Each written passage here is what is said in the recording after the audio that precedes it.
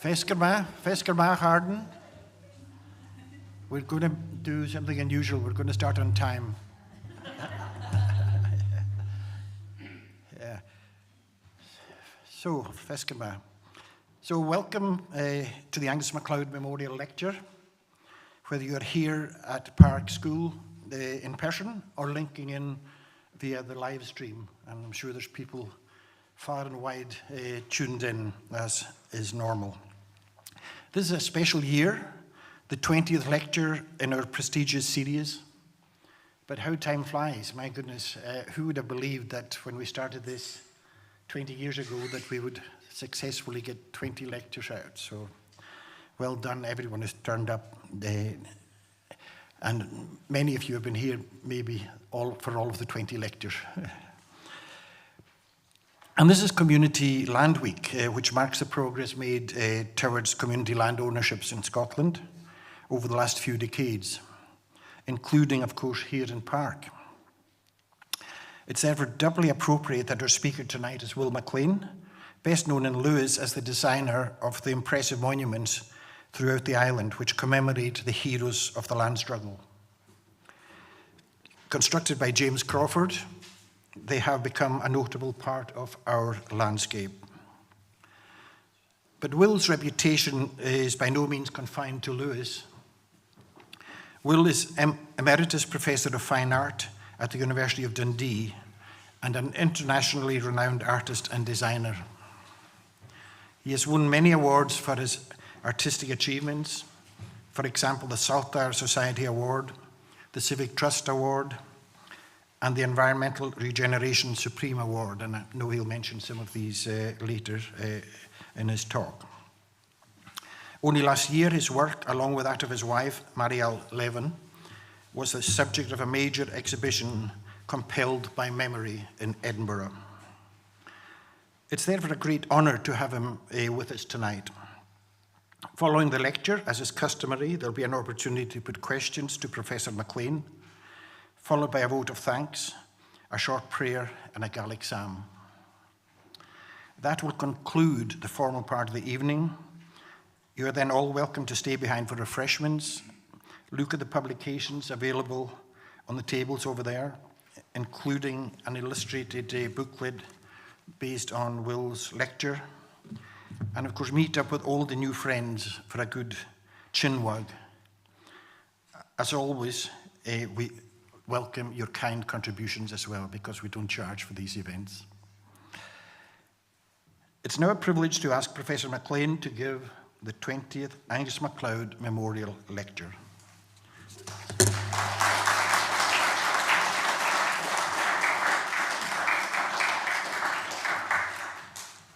Thank you very much for your kind introduction, and thanks to John for his looking after me so well, keeping me on track. And so thanks for inviting me to deliver this very prestigious 20th Angus Macleod lecture. It's an honour and a privilege, just as it was for my wife Marion and I to have known Angus and Annie and to have had the pleasure of their friendship and hospitality over the years. I would like to begin by saying a few words about my own family background in Lewis, if you bear with me. Sometime in the spring of 1696, a boat from Skye landed under the castle in Stornoway. At the helm was Iandu MacLean, who was originally from the island of Mull. MacLean declared that he was related to the mistress Mackenzie of the castle, and he asked to meet her. She went to the boat and found that it was so. MacLean was told that he could settle anywhere he liked in Lewis, and he settled in Uig at Capital, now Ardroyal, and the family relocated across the beach to Crolista, where they established a fish curing business and traded with the Baltic right into the 19th century. And I'm grateful to Malky MacLean for supplying me with these bits of my family history. Now, Iandu had 6 sons, and one of them, Murdo, was my great-grandfather's grandfather. So moving forward in time, it was here in Graver that I first became enchanted with this island. In the summer of 1968, I was cook on the Calacan ringnet fishing boat, the Misty Isle, fishing for herring around Loch Shell.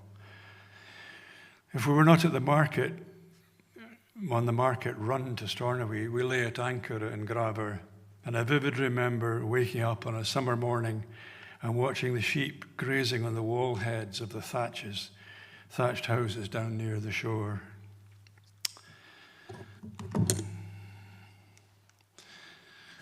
So I'm not sure what date this image is, but I know that these boats were the ringnet boats, and they used to lie at anchor and put up the small sails so they faced out to the sea.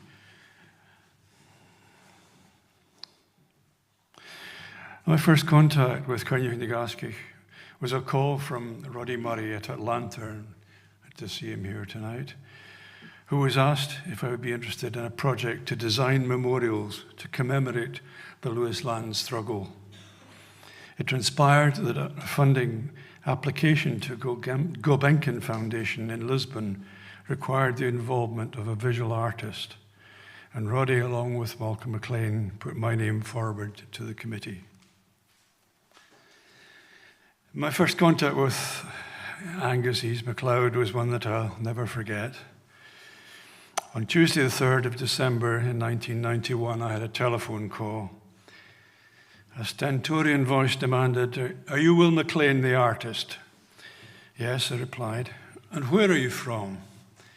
I explained that my mother was from Calacan in Skye and my father was from Coiguch in Loch Broom. There was a pause, and then I added, "But my father, McLean's, were originally from Uig and Lewis." The voice became warmer. Well, boy, that's fine. When can you make a start?" So began a friendship with Angus and Annie that was to last for a lifetime, and a journey with Cynnig and subsequently related projects that continue to this day. It was a great privilege to be part of a project that has contributed to honouring the memory of the men and women who fought for the rightful ownership and culture of this island. So I begin with the Park Memorial here in the district of Lochs. It was the first project of Cynnig, and it was a project that was close to Angus's heart and his family home in Colbost.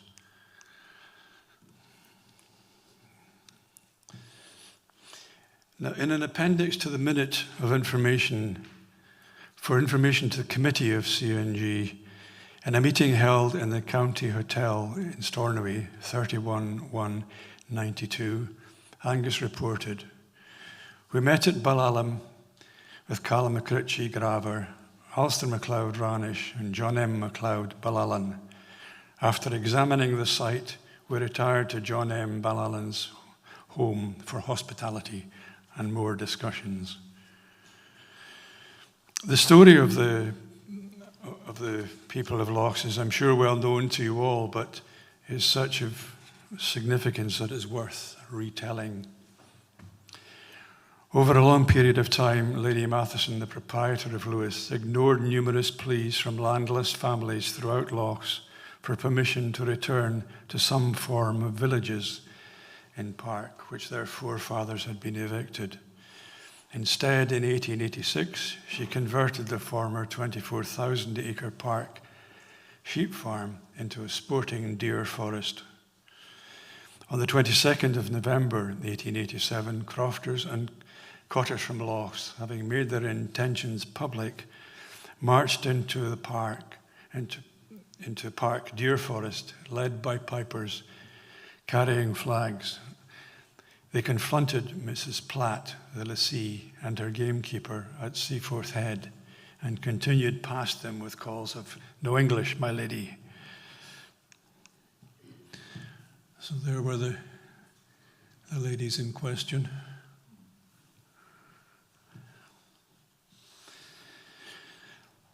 The authorities reacted quickly, sending to Lewis detachments of the Royal Scots from Glasgow, The soldiers were greeted in Stornoway by Lady Matheson. Also, an abortive attempt was made to send HMS Ajax from Greenock with 400 men on board to subjugate the raiders. However, the ship broke her rudder in a gale off Ardnamurchan, and she had to be towed back to port. The raiders made their camp at Aridolheim by the shore of Loch Seaforth, and there they roasted and boiled venison. It was recorded that that evening was a scene of such an extraordinary character that there was no other in Highland history, at any rate since Culloden, to compare with it. On the second day, the sheriff and police chief read the Riot Act, and the raiders headed home. 16 men were charged with mobbing and rioting. 6 were sent to trial to the High Court in Edinburgh, and the jury took 30 minutes to return a verdict of not guilty on all charges. The verdict was received with loud and prolonged applause in the court. A victory was won in a long struggle. And we just move on to a slide of the Riot Act and the raiders returning.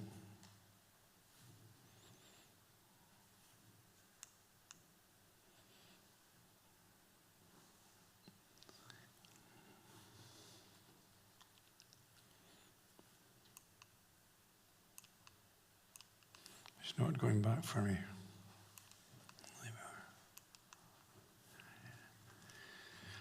This is a slide of the drawings that, a composite drawing that I did of the design for Park.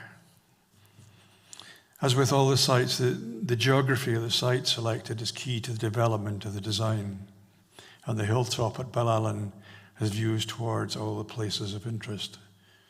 It was important to the committee that the story should be told through markers and sight lines, so an internal staircase was needed to allow visitors to have a viewing platform, and the 3 entrances were in line with the cleared townships of Park, Kinloch and North Lochs. It was important always in my mind that at some point somebody would take a young son and daughter out for a run, and they would say, "What's that thing over there?"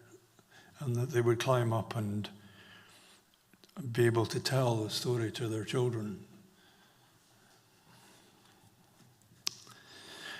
Now at this point I'd like to acknowledge the role of James Crawford, stonemason, historian and archaeologist. Without his skill and dedication to the project, his ability to overcome problems that included my design, frankly, bad weather and availability of materials, the project would not have the highest quality that all the CNG memorials enjoy. And I would cite the example of the lintels at the entrance to the loch.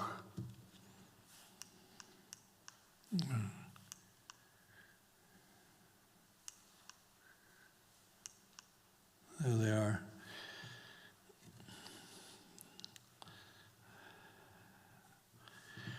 James brought these stones by boat and truck from the island shores, and to this day you can see these.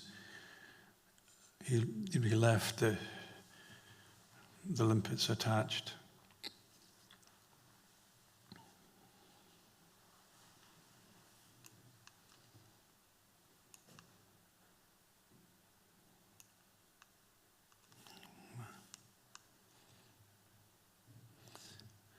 Now these are just details of the designs, and when, you'll know this if you've been to the site, it was important that these markers, stones,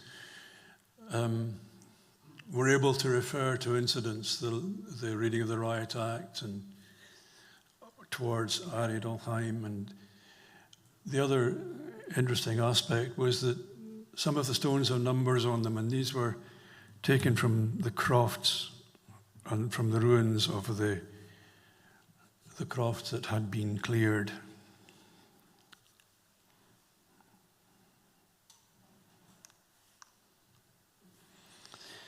The openings of all the events were very special, and this was the first one. And began with the sounding of conch horns in the morning and pipers leading the march to the memorials, the opening speech, symbolic roasting of venison, lunch in the hall, and the evening ceilidh where my wife, Marion, managed to draw her own ticket from in the raffle.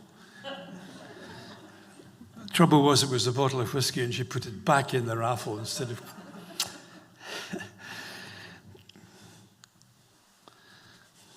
The spirit of the event was recorded in photography by Sam Maynard. The children to the fore with their flags, and the marches from the hall led by the pipers and the family members of the crofting community. And bringing up the rear, there were members of the Scottish Arts Council.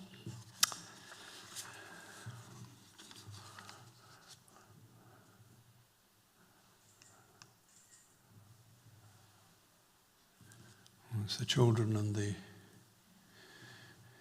One of the other extraordinary things about the opening was that I was invited to actually open it, and I can't remember in all the history of art events where the artist was asked to open it. It's usually the Lord Lieutenant or somebody important, but it was an amazing privilege to be asked to cut the ribbon.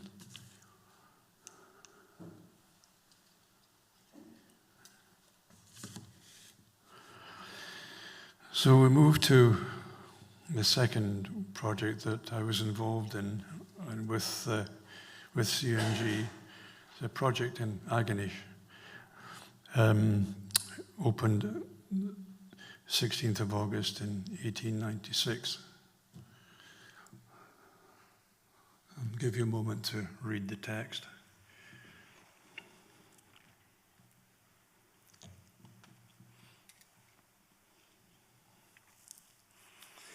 A full account can be found in Johnny Buchan's preeminent book, Nagaskich, The Lewis Land Struggle, and I would like to acknowledge the wealth of information that I've been able to refer to from her book.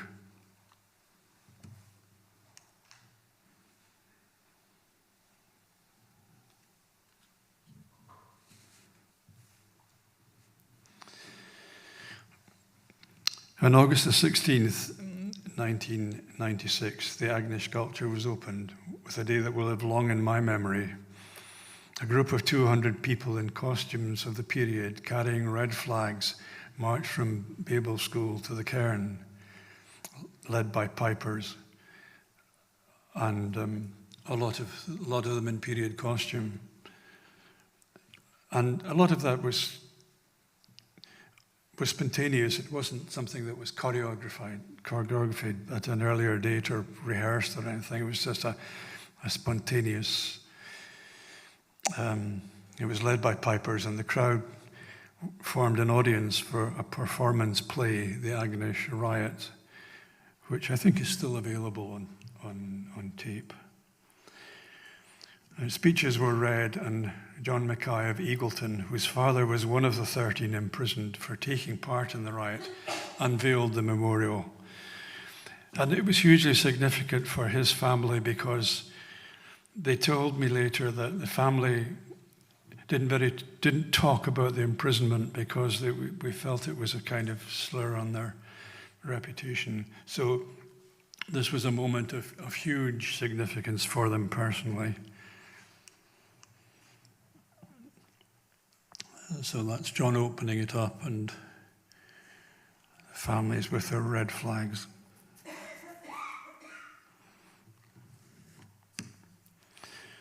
The events in Angus of 1888 in January was one of the most potentially disastrous confrontations of the period.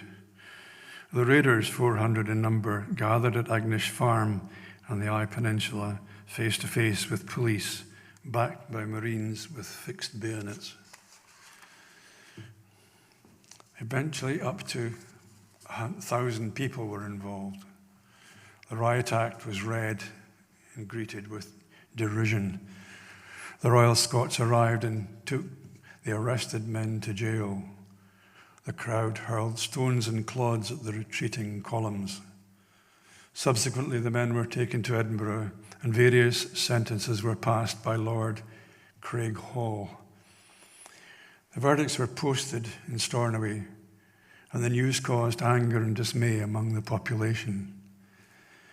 Joni Buchanan refers to the fact that the people of Point had to wait for another 17 years for a final victory, when in 1905 the farm of Agnish was divided into 32 crofts. And as she so eloquently comments, they churned the milk, but it was the next generation that tasted the butter.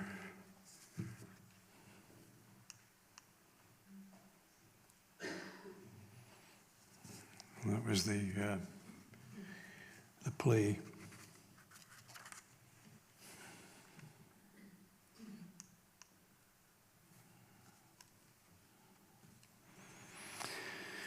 The design of the construction presented significant problems for James Crawford, and he overcame them by having a metal framework constructed to give complete accuracy for the shapes. The images of confrontation are expressed by the two columns of stone 15 feet in height, one faced with jagged pointed stones representing the Marines' bayonets, and the other rounder stones of the crofters' missiles. The stones reflected the aggression and the tension of the event. So that was the tent structure that Jim erected. One of the continuing factors that would have been a great source of satisfaction to Angus is the fact that this memorial continues to be a relevant feature within the community. And this year it was lit up for Armistice Day. An image has been the image of it has been incorporated in the logo of the Point and Sandvik Trust. And from my point of view, the local nickname of it is Jaws.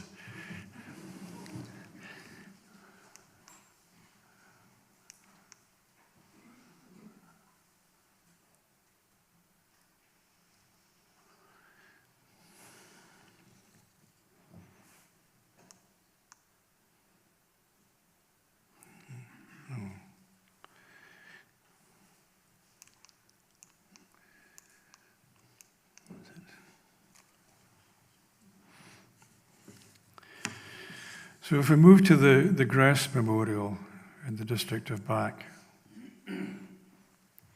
this memorial commemorates the events following the First World War, when returning servicemen took the law into their own hands and claimed the land that the government had promised them. Conflict arose when Lord Leverhulme bought Lewis and Harris in 1918. He planned to industrialise Lewis and opposed the Board of Agriculture scheme to divide some of the farms into crofts for the landless families.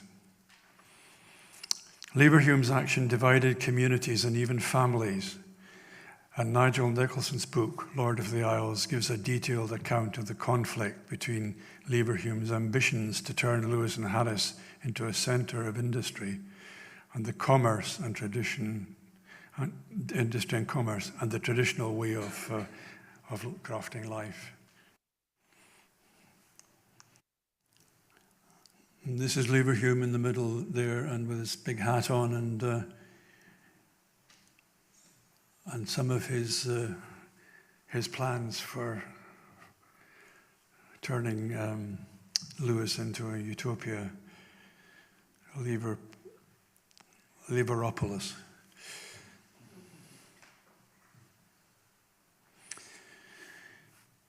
The monument at Gress Bridge is at the site of the confrontation between Leverhulme and the raiders on the 12th of March, 1919. Leverhulme stood on a upturned barrel, and addressed the crowd of over 1,000 and promised a 5 million investment in the island. Leverhulme's flow was interrupted by a local man, Alan Martin, who spoke in Gaelic. "Now, this will not do. This honey-mouthed man will have you believe that black is white and white is black. We are not concerned with his fantasies. We want the land, and I want to find out from him, will he give us the land? Lieberhume's reply was, no, I will not give you the land.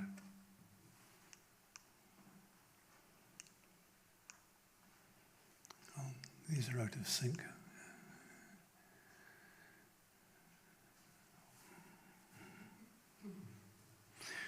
So this memorial took the form of two curved stone structures intersected by stone columns and built on a raised mound and surrounded by an earth rampart. And the stone structure, in a way, referred to the split in the community created by Lieberhume. And the earth rampart referenced the trenches of the war and the returning soldiers. And again, the outlying curved stone structures posed problems for James Crawford.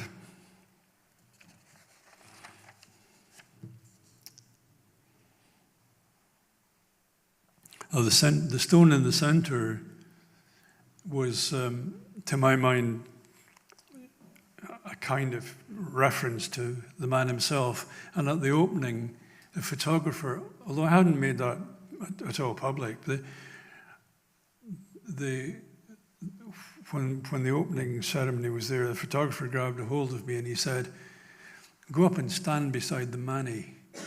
So he recognized that the kind of reference to Lieberhume himself, and the stone was different. The outside were pebble stones and the inside was stones, cut stones, just to kind of try and reinforce that kind of reference to the difference in cultures.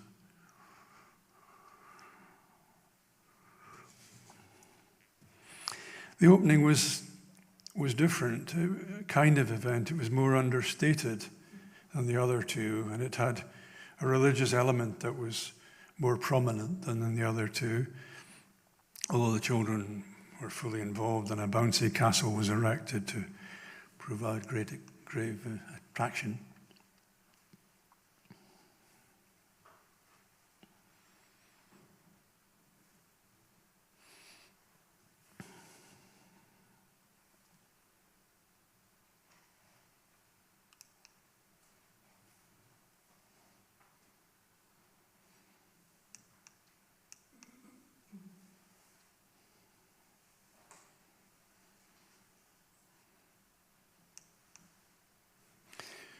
This was always an amusement to Angus because it was a photograph captured by the Scotsman photographer, and Angus commenting at the time that he had to learn a whole series of new dance steps.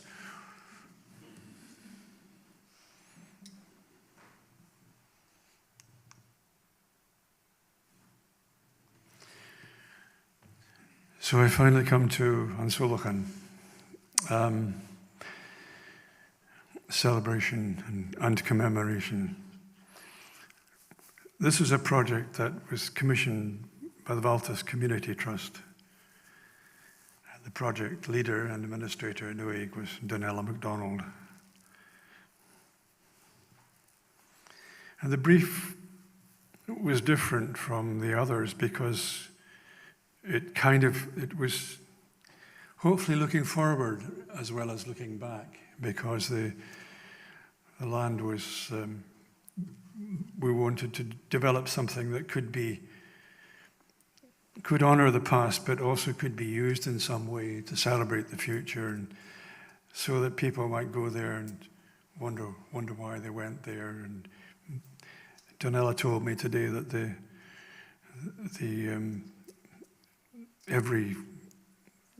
frequently they have events where they go up and light a fire and take some refreshment with them. And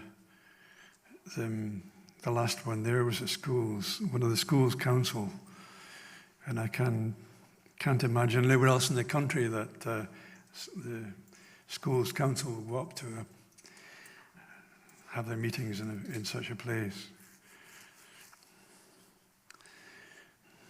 The site chosen lent itself to the idea of the linking to historical times, did 2 outcrops that could be linked by a stone passageway and an archway of stone.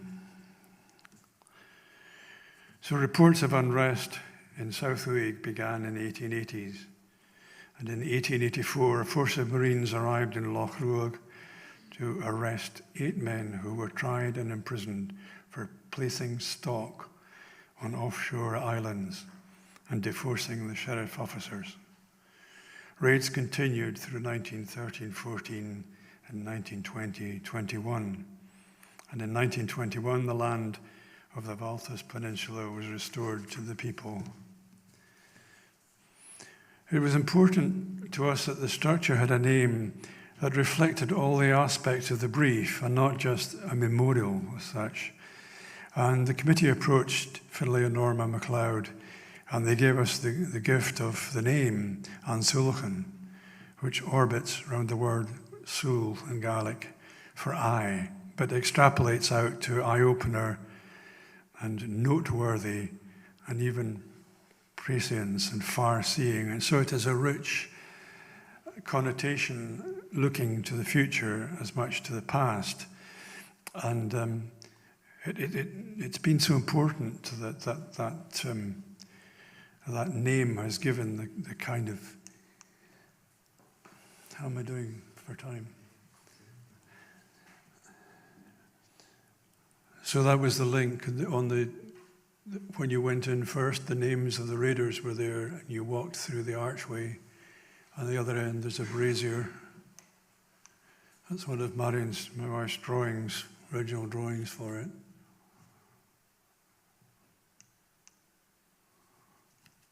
And that was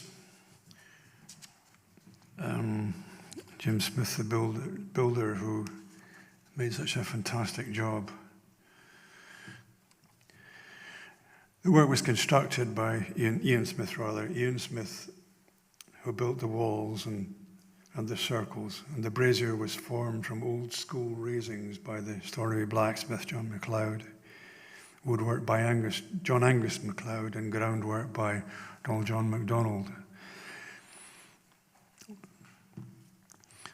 All the drawings for all the works were considered and presented to the planning boards by John Norgrove, who were grateful for his support on this project and on the others as well. And we would like to thank the Mackay family of Reef, Tenori for his advice, patience and support, and Katrina for always making sure that we were fully sustained.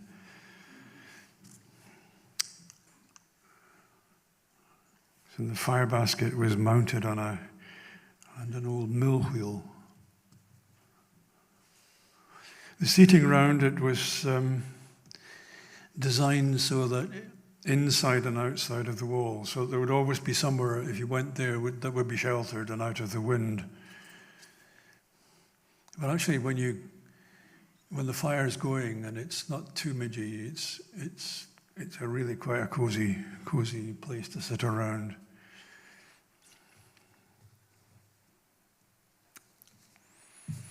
Now, the center arch was a reference to the Inuxit, which can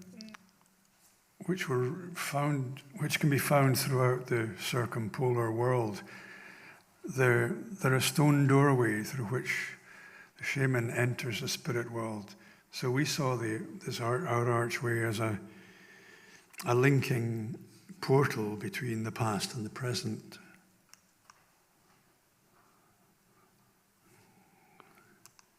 So these are the actual Arctic doorways.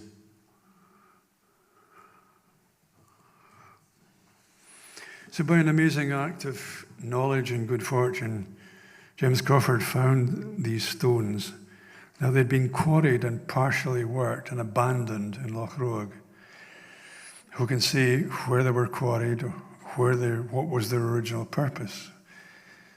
They were there just waiting for Jim to come across them. And that's Jim and his son working to bring them up above the high water line.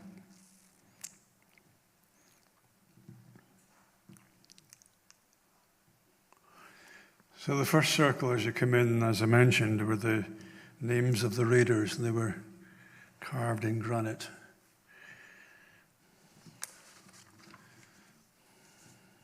And that was quite an important element in the opening.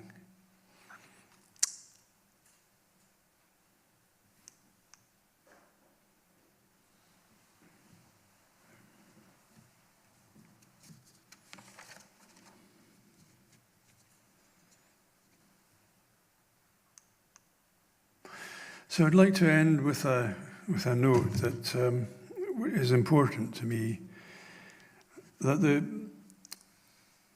a lot of the awards that reflect that the work was given are a reward for all the people that were involved and committed to these projects. But they also confirm the fact that these memorials and sculptures have a national and an international context. So they're more than just local artifacts. So they did receive a number of awards, and Donnie mentioned them earlier, the Environmental Regeneration Supreme Award, Civic Award, Civic Trust, Salter Society, and they were shortlisted for the Marsh Award for Excellence in British Sculpture, which is a very, very prestigious British award.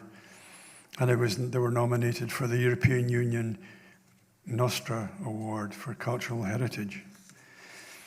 This year, the former British Museum and National Director Neil McGregor, in a recent programme on Radio 4, The Museums That Make Us, chose the Agnish Farm Raiders Memorial Drawing in the museum at Museum Newellen and Stornoway as his first choice of 5 objects that he believes best represent how British museums help shape our future.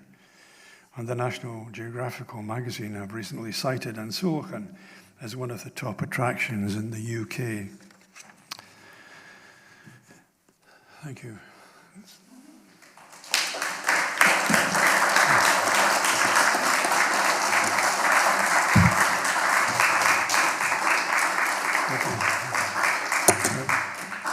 Happy to take any questions that anybody has.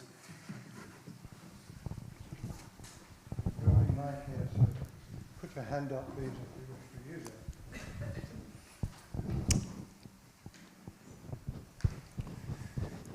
it. I'm exhausted, you all.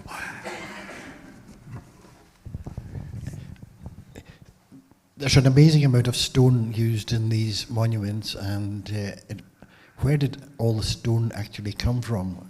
I know that was James Crawford's role, but... Well, it's a variety. I mean, certainly it was all donated for a start. There were none of the stone for any of them, to my knowledge, was purchased. It was all donated. It was donated by people within the individual communities, and Ansulchan's a case in point where there were people that had ruins on their croft said, you can take these stones. We're very fortunate. And some of them are quite rounded, so did they come from the shore? Yeah, they were some of them were beach stones. And yeah. Jim organised that. But we wanted they couldn't be completely freestanding, so we tried to get the cement work pushed right in so that it didn't look as though they were cement. Yes. Cement was to the fore, so he stripped back the cement as hard as he could. So they remained strong, but the cement wasn't evidenced. And what was the typical build time for one of them? What was the typical build time for one?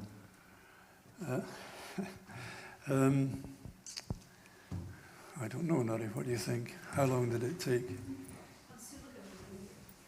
Yeah. Yeah. So it took, they were about a year each one building. Okay, we have a question.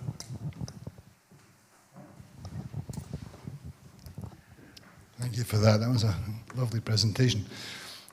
What I wanted to know was, after your first initial phone call from Angus where he established your pedigree. Were you then subjected to an avalanche of letters, as most of us were who were involved in the Angus Macleod orbit at that time, directing us and questioning us and goading people on? Or did he leave you to get on with it? And then what was his response when he actually saw the final things? He seemed to be, well, the first point about the letters, yes, I've got a file that as thick as that, and a lot of it is still, I couldn't share it, I couldn't publish it, because some of the people, yeah, the redactions would be pretty enormous. But, but he was enormously supportive of any ideas that I put forward, but some of the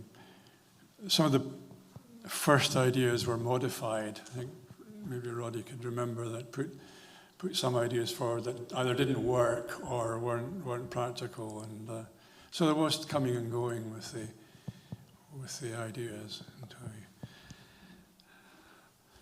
we got going.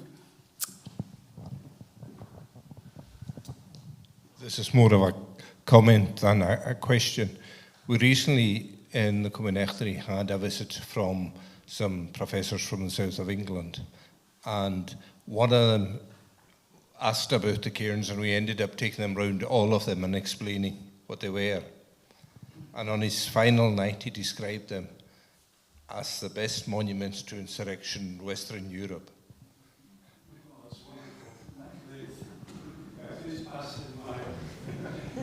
My thanks for that. But again, as I say, in all these projects, I was just, and what was really unusual and delightful for me as an artist, that up until that point, my activity as an artist, I'd go to the studio and make art, and it was a pretty solitary activity. But in the mall, I was just part of a team of people. I was the artist, and Angus used to say, well, if something came up, he'd say, well, you better ask the artist about that, if it was relevant to the design. But it has to be said, particularly, with Ansulachan, it was just so much a community involvement. And if these projects had been parachuted into as an Arts Council structure, the community would have been outraged. But because they were there, because the community wanted them, because they were relevant to their own history, then that's if there's success, that's where the success lies, in my opinion.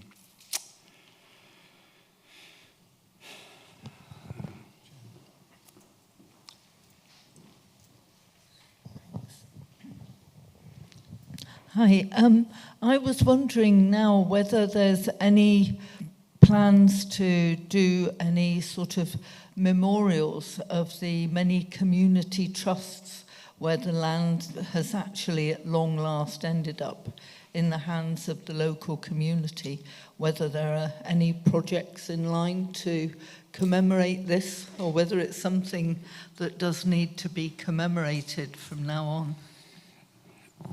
Well, with your permission, may I mention the fact that in future there will be a memorial or a structure or a construction in Galston, and the brief there has been to just that, to commemorate the communities that have been returned to their rightful ownership. So watch out for Galston next year. It's a biggie.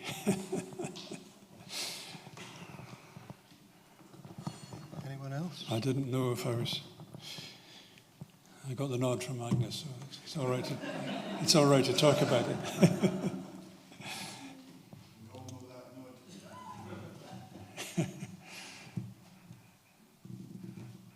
There's another project that Maria and I are working on in Coigach, which is again to commemorate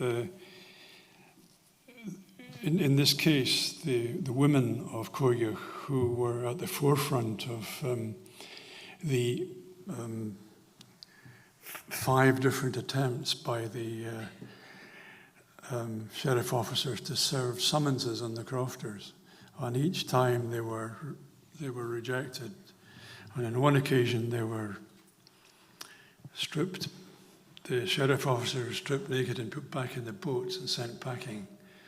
And a few years later, somebody wrote a pipe tune called "The March of the Cold Testicles." So that's a very interesting one, because it's, apart from the fact that it highlights the role of the women in the resistance movement, it also sent a signal to the Cromarty Duchess that they just couldn't get away with it. And it rebounded quite badly, I think, on the people of Easter Ross, when she said, on record as saying the people in Coigach, this is not being allowed to happen again. So she was hard on the Grignards people, but Coigach, it's an amazing story, and it's one that's been largely untold. One of the few successes of resistance at that period of time.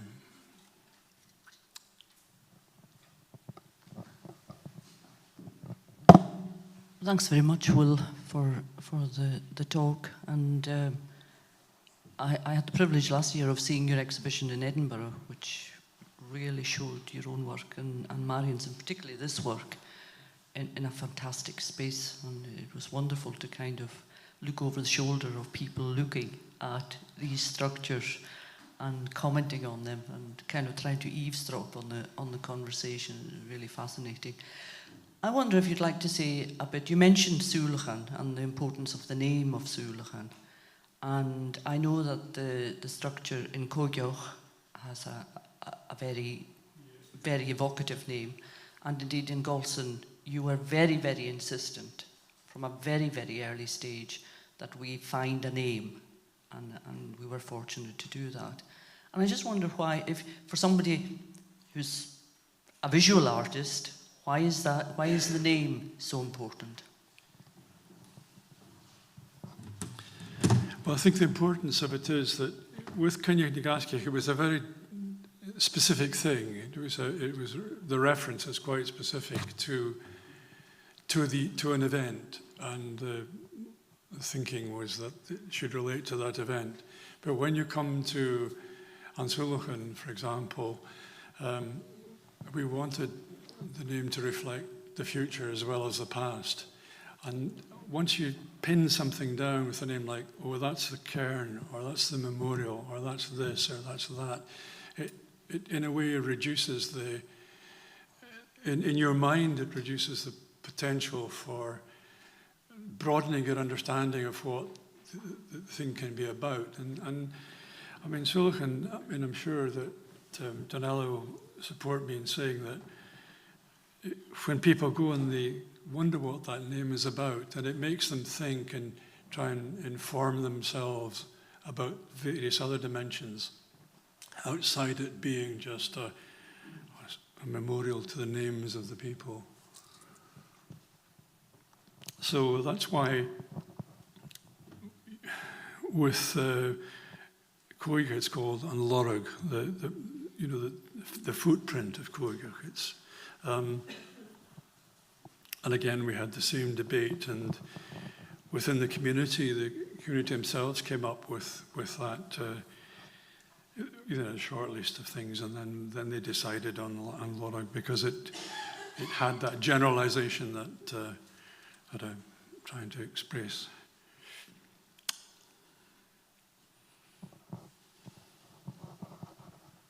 Anyone else?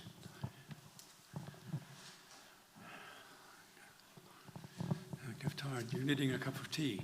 Okay, in that case, I shall take a seat, Will. On to the next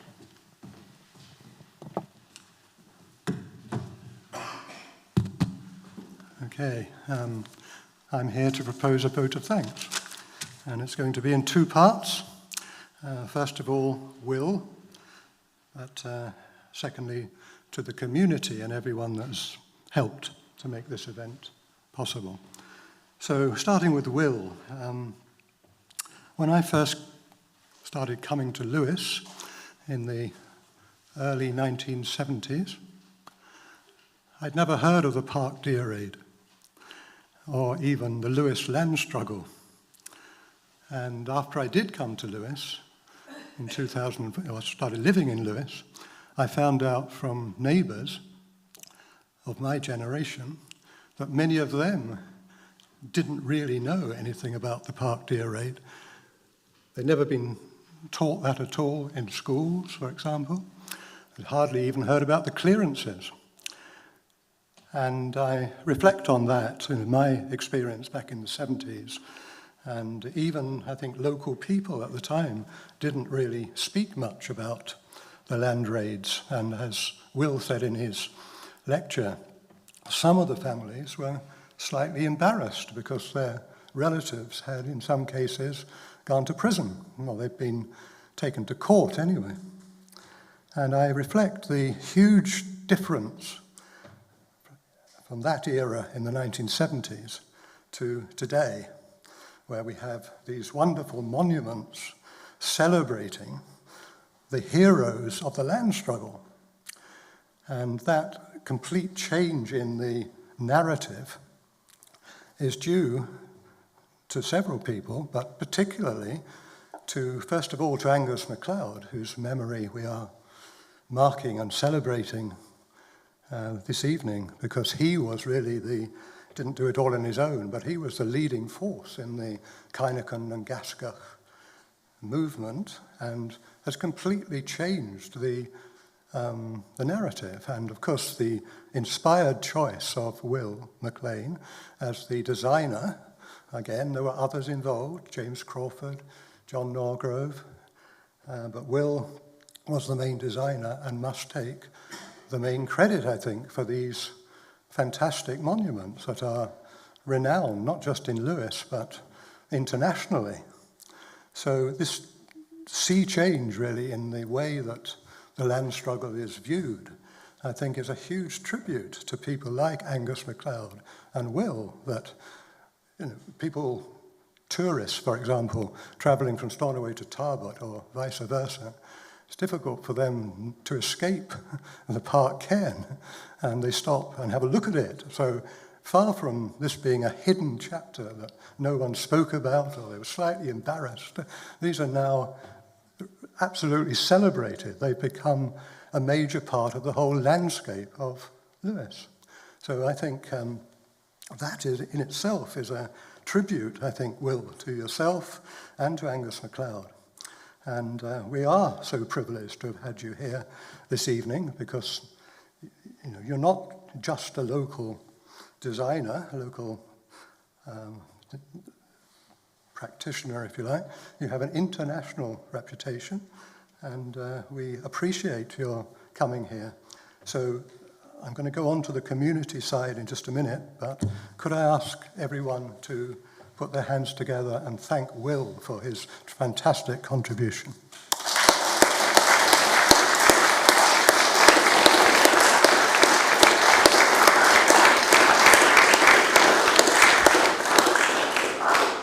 Right, secondly, this event would not be the way it is if it wasn't for the help of a huge number of people, even people that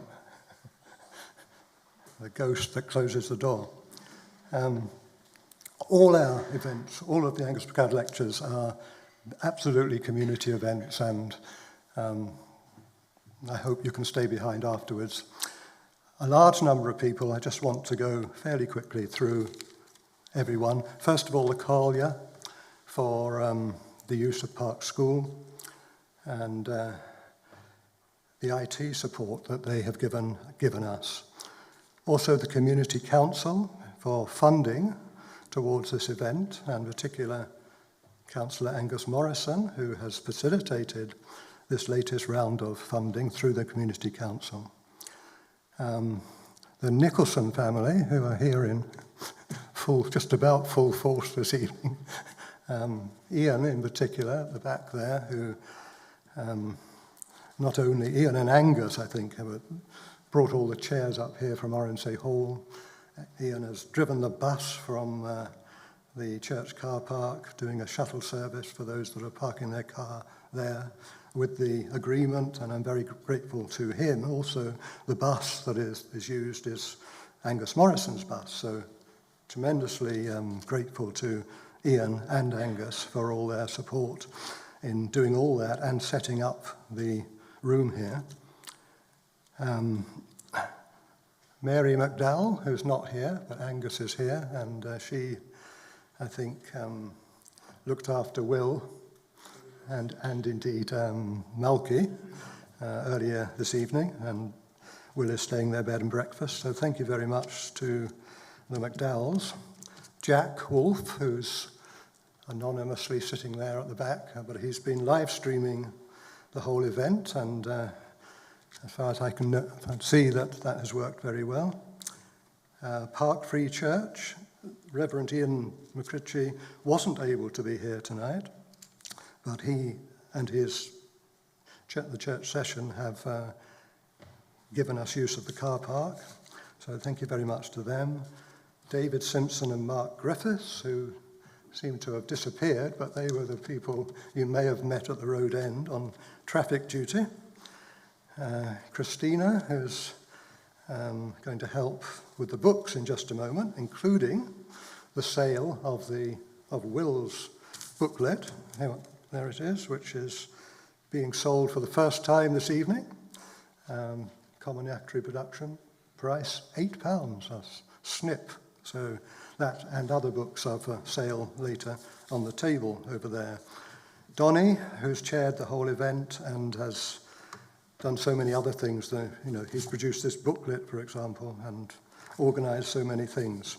So in addition to them, and we now come on to the bit of the programme we've yet to enjoy.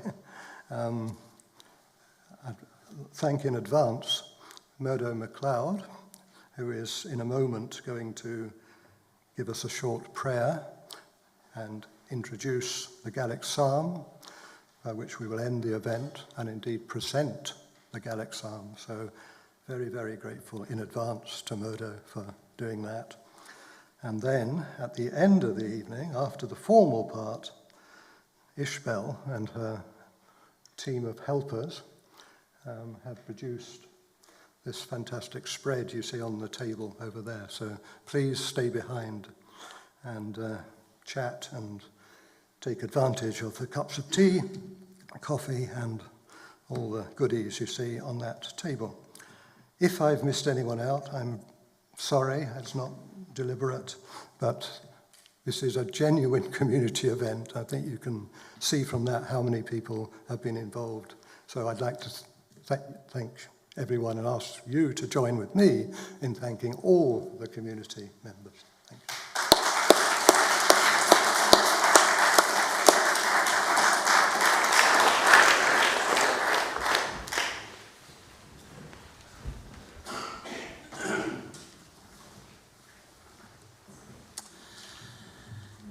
O eternal and ever blessed one, we are thankful for the privilege of being here tonight.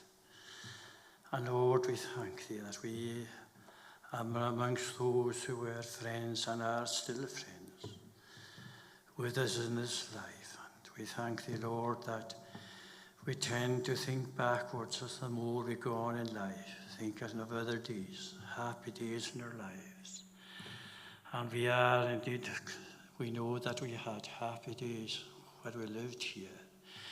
And we know that things change, and all is not a change for the better. But we thank the Lord that thou art free from all changes. The endless years to last for thee. When we find thee, Lord, we find peace and comfort for time and for eternity. Oh, bless us all gathered here tonight, Lord. We thank thee for it. And thou knowest that we care and love for this place. And we thank thee for the memories we had of Angus Macleod, and who such a help he was to us as a community. And for his recording many things, Lord, that we still think of. Oh, bless us now, Lord. Be with us as we come to the end of this night. Be with us as we sing thy praise for Christ's sake. Amen.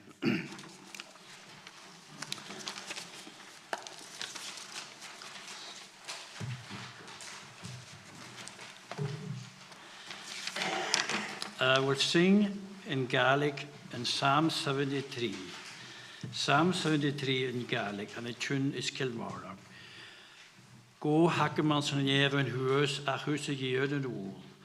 Is chaneljache tal foos a huis a wild mogul. Mo chries bjol farune taal vaart nog ook een schicht. Keer chenjas mo chrie dies, mo cheiron buurn en fest. Go hakemans an even huis. Go hakemans